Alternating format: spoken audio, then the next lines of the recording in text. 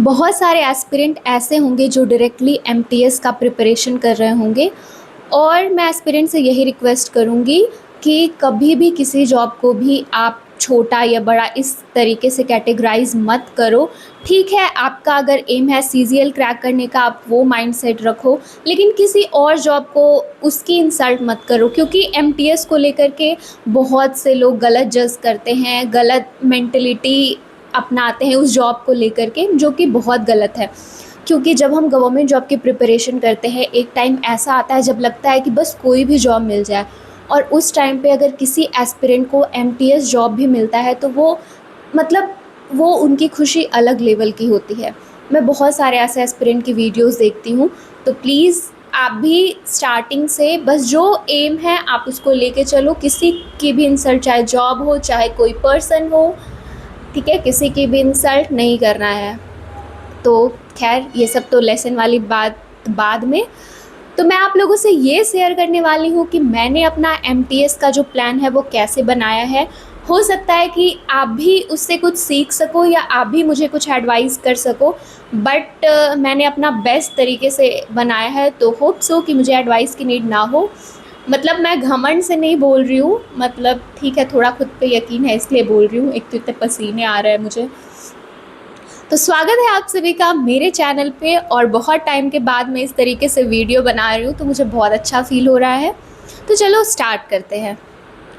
तो मैं 1 तारीख से अपना प्लान जो है वो शुरू कर चुकी हूँ, क्योंकि मैं 1 तारीख से ये मान के चल रही थी 1 जुलाई से कि मेरे पास 2 महीने हैं एमटीएस के लिए, और एमटीएस में मुझे शुरू से लेकर के अंत तक पूरा सिलेबस कंप्लीट करना है। मैं ऐसा कुछ सोच के नहीं चल रही हूँ कि हाँ ये मेरा पढ़ा हुआ है तो मैं ये नहीं करूँगी, ऐसा नहीं। शुरू से लेकर के अंत तक जो भी है वो 2 महीने में मैं पूरा करूँगी रिवीजन के साथ। तो मैं आपको बताती हूँ, अगर आप बिगिनर हो तो भी इस चीज़ को अप्लाई कर सकते हो, और अगर आपके अच्छे खासे टाइम बीत चुके हैं तो भी आप इसको अप्लाई कर सकते हो। तो 2 महीने का टाइम है। मैंने क्या किया, और मैंने जीपीटी की भी हेल्प ली है, क्योंकि खुद से इसमें एक एक टॉपिक पर डे डिवाइड करना मेरे लिए थोड़ा मुश्किल था, तो मैंने इसमें जीपीटी की भी हेल्प ली है। इतना चलता है। तो मैंने क्या किया है कि मैंने एक एक चीज़ एक एक दिन के हिसाब से डिवाइड कर लिए हैं। अब मैं इस तरीके से प्लान नहीं कर रही हूँ कि मुझे कल क्या क्या करना है। मैंने अपनी प्लानिंग इस तरीके से कर ली है कि मुझे 2 महीने में क्या क्या करना है, क्योंकि अगर हम एक एक दिन के हिसाब से करते हैं तो शायद 2 महीने तक चीज़ें कंप्लीट ना हो पाए। तो इसलिए मैंने 2 महीने के अकॉर्डिंग सब कुछ प्लान कर लिया है। और 1 सप्ताह का रूटीन अभी मैंने अपना मतलब टू डू लिस्ट जो है वो मैंने डायरी में लिख लिया है, जिसको मैं अभी फॉलो करती हूँ। अब मैं बताती हूँ कि सब्जेक्ट को मैं किस तरीके से कंप्लीट करूँगी, ठीक है। As for example static GK पे चलते हैं, तो हमें बहुत सारे GI tags, dam, reverse, temple, मतलब बहुत सारी चीज़ें याद करनी होती है, बहुत सारे स्टेट की। तो मैंने क्या किया है, हर एक दिन मैंने एक स्टेट को दिया है। जैसे फर्स्ट डे मैंने दिया था एमपी को, सेकंड डे अरुणाचल प्रदेश को, फिर थर्ड डे यानी कि आज असम को दिया था। तो अगर आप इस तरीके से स्टेट वाइज कर लोगे तो चीज़ें याद रखना आपके लिए ज़्यादा इजी हो जाएगा। अगर आज मैं असम को लेकर के कर रही हूँ तो असम का मैंने GI tag, temple, festival, dance, जितना कुछ है वो सारा मैंने कॉपी में नोट डाउन कर ली है। ये नहीं कि मैं बुक से पढ़ी हूँ, क्योंकि फिर चीज़ें कलेक्ट करना ज़्यादा मुश्किल होगा। तो मैंने यूट्यूब की हेल्प से और एआई के हेल्प से मैंने एक जगह सारा लिख लिया है, और मैं उसको याद कर लेती हूँ। फिर जब नेक्स्ट डे मैं दूसरे स्टेट को लेकर के पढ़ती हूँ तो जो पहला वाला स्टेट है मैं उसको रिवीजन कर लेती हूँ, एक बार पढ़ लेती हूँ। और मैंने ये प्लान किया है कि जैसे जो संडे आएगा उस संडे को फिर मैं पूरा वीकली रिवीजन कर लूँगी और एक मॉक टेस्ट दिया करूँगी। जो भी मैंने किया है वो एक बार रीड आउट कर लूँगी, क्योंकि हम चीज़ों को जितनी बार पढ़ते रहेंगे उस चीज़ से हम उतना रिलेट होते जाएंगे। और अगर हम कहीं सुनेंगे, कहीं देखेंगे एग्ज़ाम में, तो हमें वो चीज़ें मेमोराइज़ होगी कि हाँ ये हमने पढ़ा था, ये आंसर होगा, ठीक है, ऐसा होता है। फिर आता है पॉलिटी। तो पॉलिटी में भी मैंने इस तरीके से किया है कि हर एक दिन मुझे 15 आर्टिकल देने हैं, मतलब 15 आर्टिकल जो है वो मुझे याद करने हैं। अब ऐसा नहीं कि अगर आज मैं 15 आर्टिकल याद कर रही हूँ तो वो बहुत ईज़ी है, तो मैं थोड़ा और आज पढ़ लेती हूँ, नहीं, जितना मैंने फ़िक्स किया है मुझे उतना ही करना है।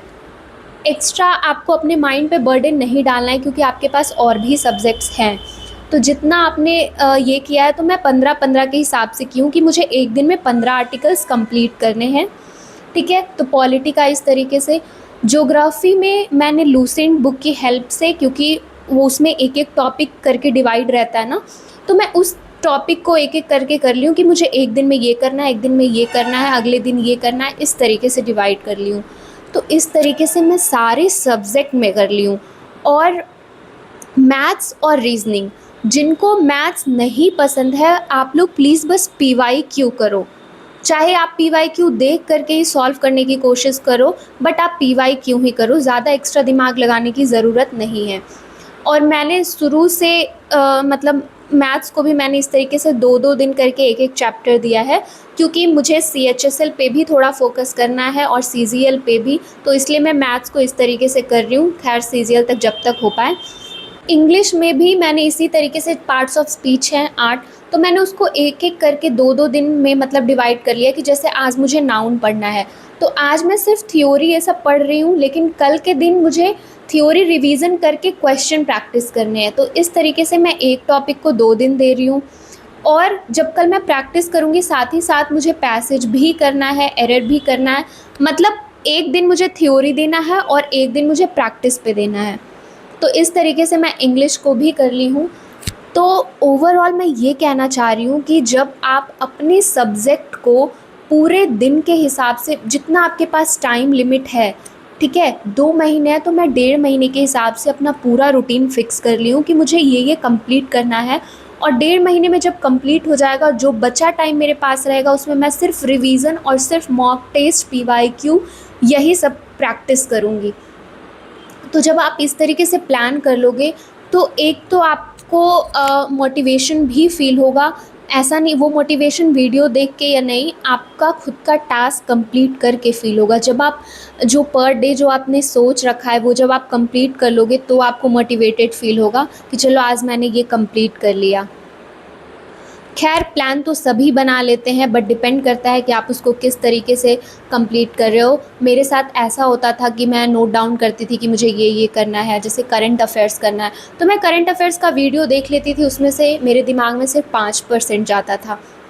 और रात को सोने टाइम मुझे ये दिमाग में आ भी जाता था कि पता नहीं आज मैंने पढ़ा क्या है, मेरे दिमाग में कुछ ऐसा क्यों नहीं फ़ील हो रहा है कि मैंने आज कुछ अच्छा किया है, ठीक है? तो आप खुद ये रियलाइज़ कर लोगे कि आपने अच्छे वे में पढ़ाई की है या नहीं की है। तो प्लीज़ आप इस तरीके से अपना रूटीन ज़रूर बनाना, क्योंकि आप सिलेबस को अपने टाइम के हिसाब से डिवाइड कर लोगे, तो चीज़ें आपके लिए उतनी ही आसान हो जाएगी। आपके माइंड को उतना बर्डन फ़ील नहीं होगा कि मुझे क्या-क्या करना है, क्योंकि चीज़ें प्लान की हुई रहेंगी, आपको बस उसे एग्ज़ीक्यूट करना है। तो ऑल द वेरी बेस्ट, जो लोग भी जिस एग्ज़ाम की प्रिपरेशन कर रहे हो, all the best to me also. देखते हैं क्या होता है, बट प्लीज़ बताना कि आप सभी को मेरा प्लान कैसा लगा, और अगर कुछ अच्छा नहीं लगा तो आप लोग मुझे ज़रूर एडवाइस कर सकते हो। मैं सुन लूँगी और देखती हूँ अगर मैं उस चीज़ को अप्लाई कर पाई या नहीं। Bye bye. आप सभी खुश रहना और अपने पेरेंट्स को खुश रखना।